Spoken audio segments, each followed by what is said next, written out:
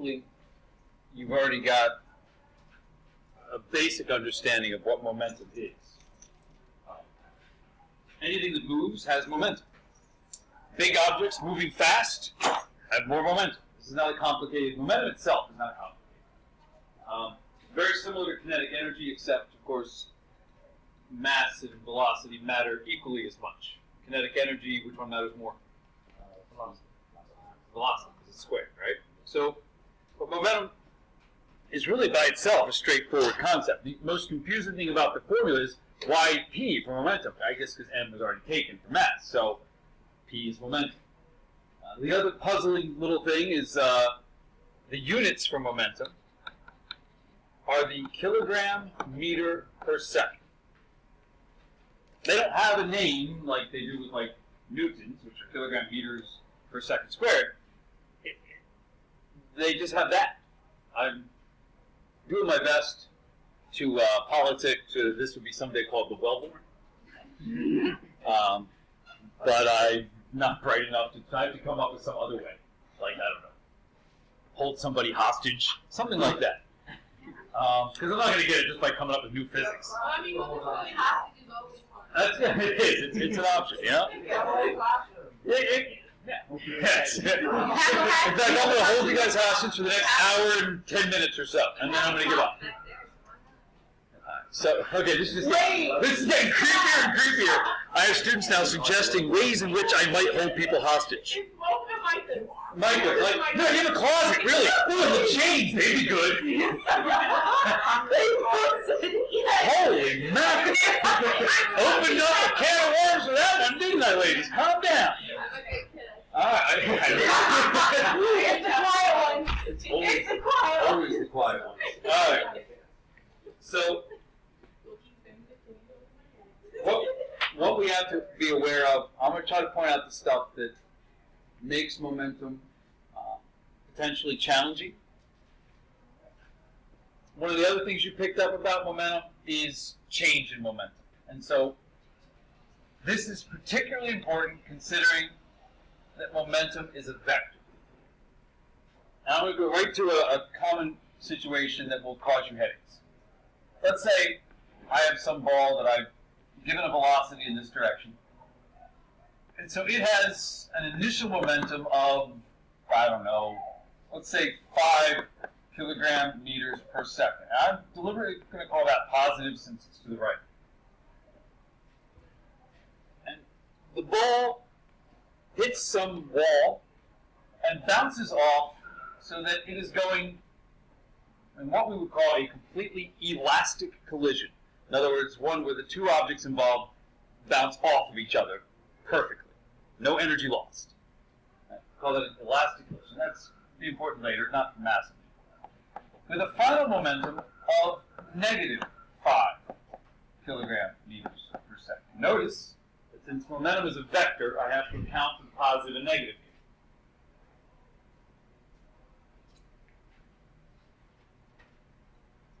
So, what was our object's change in momentum? Ponder this for a second before you answer. Think carefully. What would the object's change in momentum be? Well, it started with what? 5, and it went down to negative 5. So what's the change?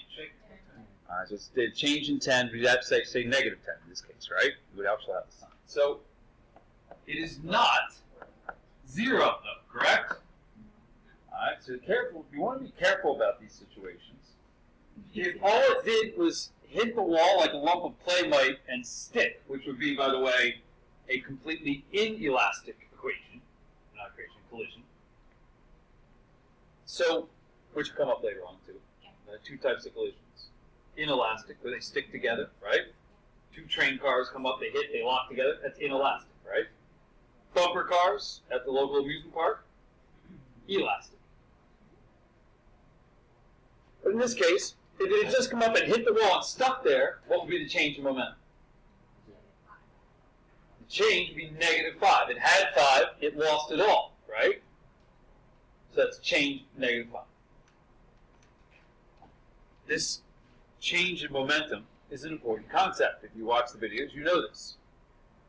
Because it's got another name. So impulse, we'll look at it two different ways. We're going to look at it as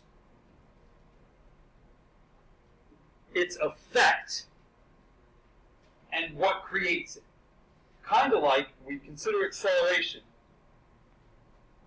Here, let's look at it this way. So just don't write this down. This is as just an example. So if we consider acceleration, and we'll just choose this one.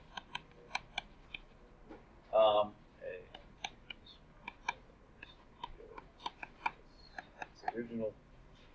And this one. Which one of those describes the effect of acceleration? The top one? Well, let's compare them. And which one, maybe state both. Which one shows is a description of the effect of acceleration, and which one is a description of what creates the acceleration? Right. Okay. So, right, what creates the acceleration? Let's start with that one. Is the net force, right? In fact, this formula we've talked about is probably better written as net force divided by mass, because the thing that you create with a net force on an object is acceleration. So this is an example of a quantity that we look at two different ways. One way is, this is the effect it has. Acceleration, we can tell acceleration, we see things speeding up and slowing down, right?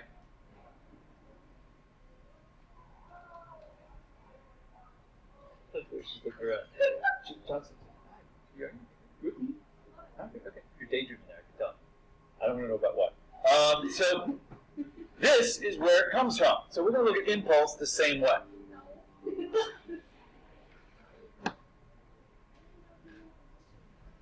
Impulse, let's go with what it looks like. We've already seen what it looks like.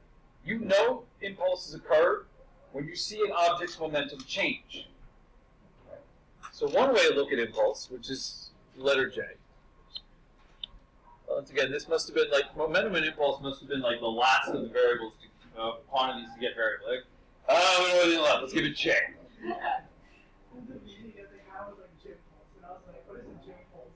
I have to look it up. I don't know. Impulse.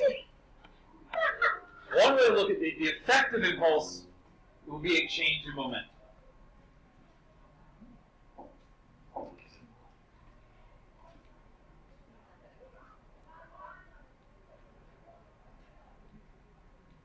If you're going to change momentum, you're going to generally change velocity, right?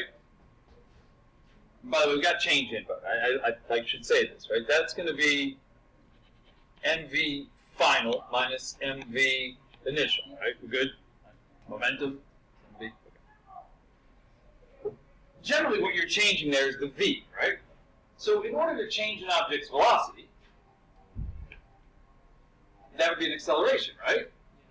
So we would need a force on the object, some net external force on the object. So what creates an impulse is a force. Now,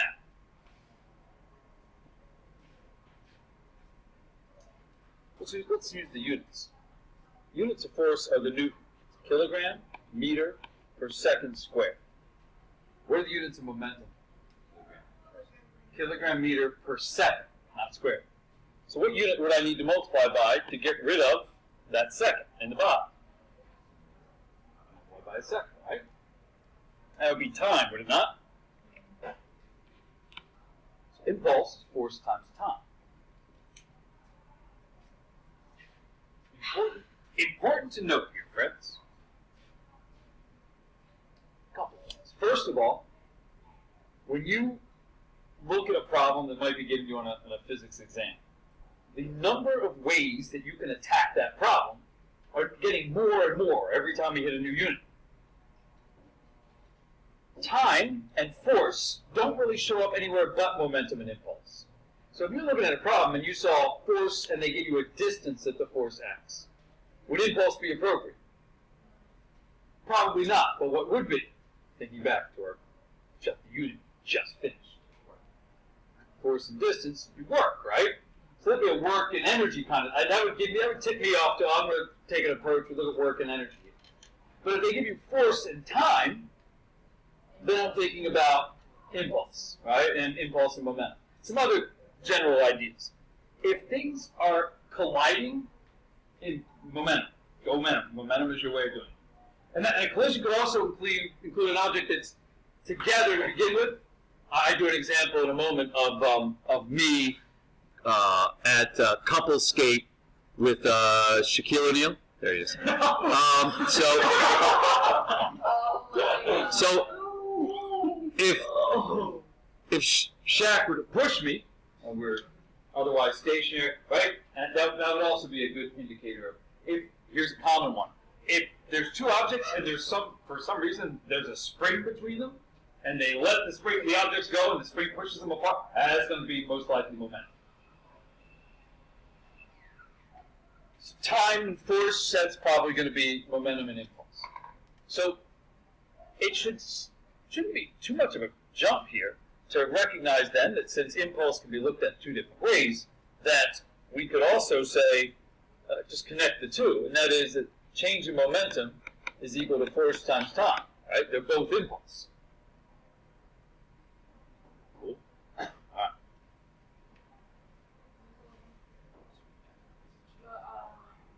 That right there, is that for impulse? Is that for like units? The units for impulse are the same as momentum. Because it is the change in momentum, it has to have the standard reason would have to have the same units. So then, where do we get that from? This, right here, if I did I was using the units to give me a hint as to what I would need to multiply force by to get. So that would be units of force. The units of the force are right here. Yes, kilogram meter per second squared. Okay. That's a Newton.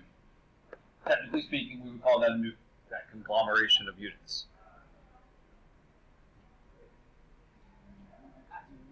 Let's think about this for a second. All right, so conceptually speaking, let's say two scenarios. Car with airbags, car without airbags. Cool? So you're moving along. Your upper body has a momentum as you drive down the road. You're moving, and there's a mass associated.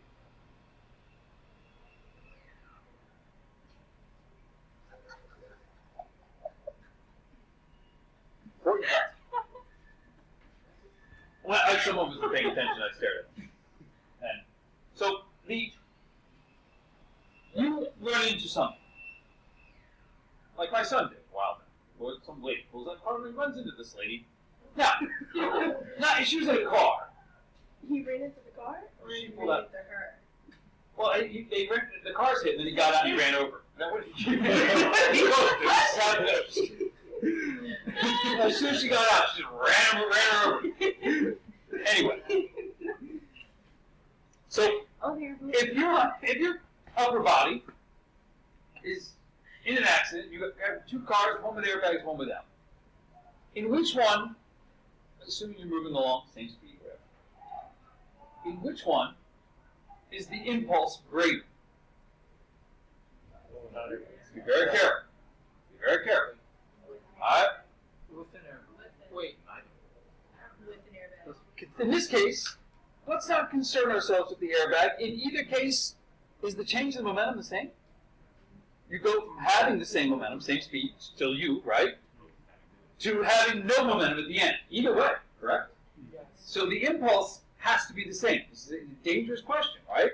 There's plenty of questions on there. I guarantee you, they're like, hey, for this scenario, which one has a bigger impulse? Same impulse.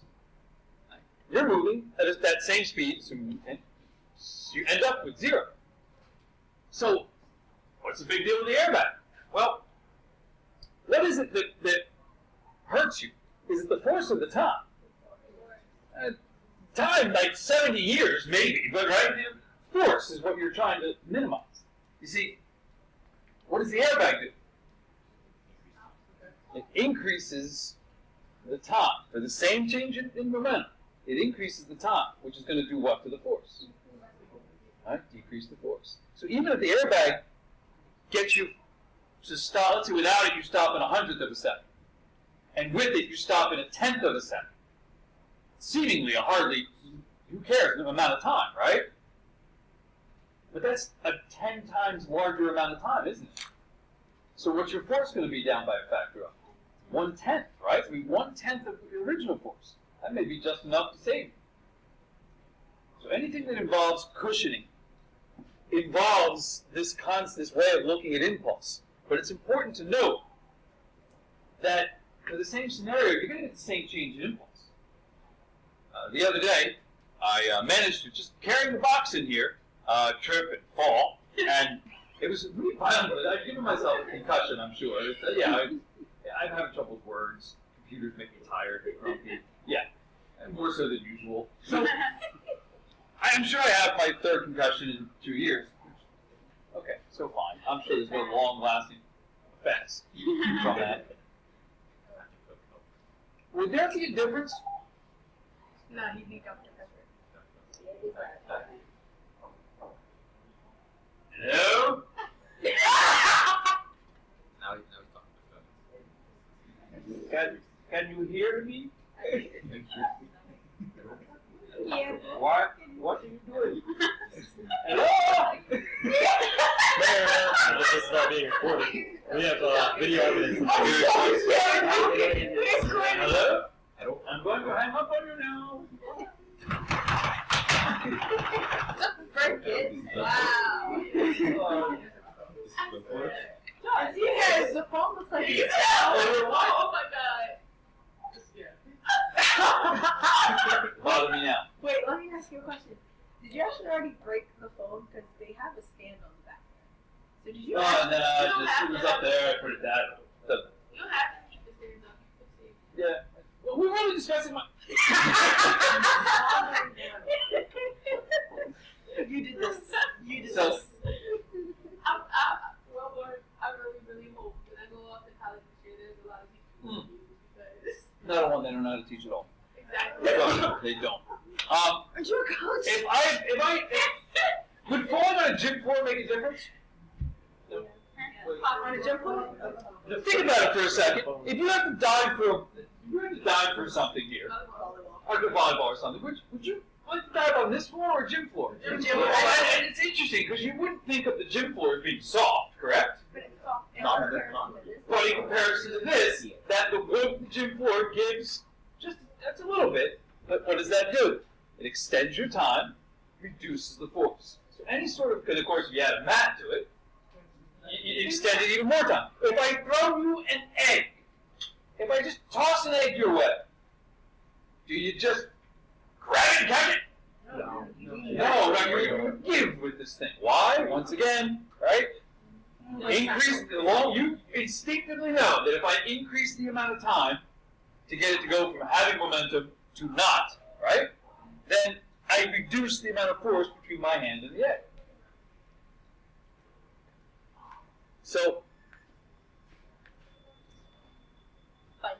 keep in mind No, don't. that this force could be, let's see, let's look at Shaq and I for a moment. Let's jump ahead for a second. So Shaq and I go couple skating at the Christiana skating.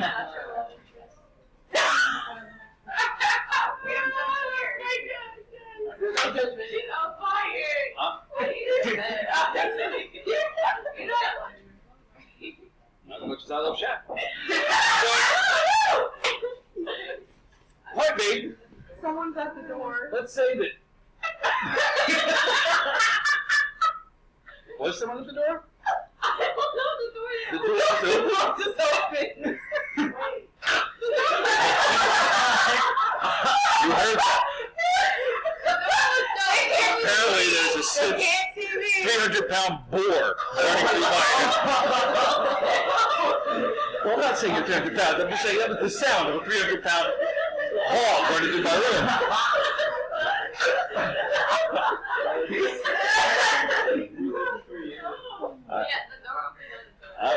Let's get real home to that.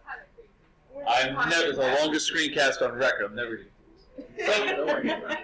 let's say Shaq and I are a couple skate and we're stationary. It checks me. So You just can't fit. I like how tiny you okay, try to stay focused with me here, folks. When I say something rude to Shaq and Shaq pushes me. Oh, you get a fist fight or altercation? Okay, just Shaq pushes I'm sorry. me.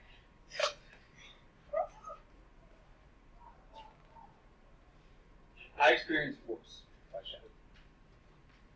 Does Shaq experience force? No. Just barely. I'm going to cry. Remember Newton's third law? Right? Oh, yeah. Alright? He experiences the exact same force.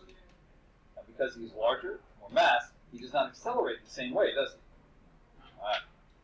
The important thing to notice is he has to experience the exact same force. Right? If two objects interact, the force is the same on each of them, just opposite directions. So if Shaq pushes me, Newton's third law says the force on him is the same as the force on me. Yes? Clarify that. Is the amount of time that the force acts the same for both of us? I find it logically impossible to think of how he could be pushing me for a longer time. Right? It has to be the same amount of time. So, what about our impulses? What about our changes in momentum? Okay, so let's go back for a second. We said the forces had to be identical, right? Okay, and the time that we're in contact is the same. Oh. Okay, so we will experience the exact same impulse, Yes. except one will be positive, one will be negative, right? Okay. We will have, therefore, turns out, since we both started at rest, we will have the same momentum. Now, my momentum would be a small mass multiplied by a larger velocity, correct? Whereas Shaq's momentum would be the same, but his would be a larger mass times a smaller velocity. But the product would be the same. We have the same impulse because Newton's third law says we have to have the same force, opposite direction, so one would be positive, one would be negative. And that force has to act for the same amount of time for logical reasons. There's no way to push on something and be in contact with you longer than you're in contact with it. Like, contact is contact. So you want to be careful about this. Like, they're gonna try to trick you. Like, car driving down the road and a bug hits the windshield. Talked about this when we did Newton's third law. Which one experiences the larger force? Same force, Newton's third law. Which one experiences the larger impulse? Same impulse, right? Opposite directions, same magnitude. Theoretically, the car slows down just a tiny, tiny bit. What? No, it does. The bugger's but his mass is so small that his MV final times minus MV initial, the M is so small that his large change in velocity needs to be large to have the same change in momentum as the car, whose mass is huge. Tiny change in velocity. Alright. It's a very straightforward impulse and momentum question. See how you do on. Give it a try. I don't care either one. Yeah. In this case,